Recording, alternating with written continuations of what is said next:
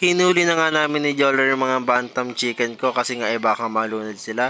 Dito nga medyo lumalaki na yung tubig at wala na silang matutungtungan para ay sila ay makakain man lang.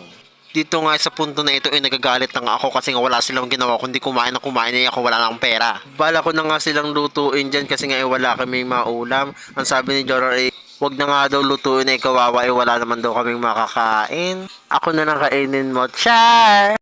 Kaya ang sabi ko nga rito ay sige hulihin na natin isa-isa at isilong na natin para hindi sila malunod. Nung inuhuli nga namin sila ay tumatakbo pa sila na parang wala silang pakialam na nahihirapan na kami.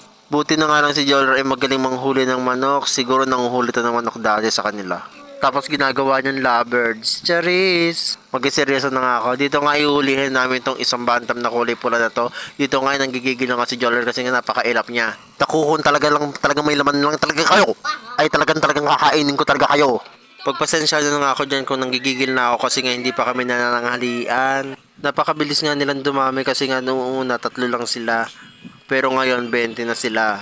Si Joller na nga lang pala yung pinanghuli ko kasi ngayon wala magbibideo sa amin. Kaya panoorin niyo kung paano siya kagaling talaga manghuli ng manok.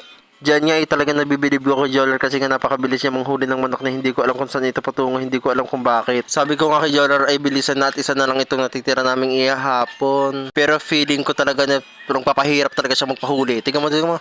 Talaga lumilipad-lipad pa siya! Sabi ko nga pala kay Joller ay hiyaan na lang kasi talagang mailap talaga siya mga bay.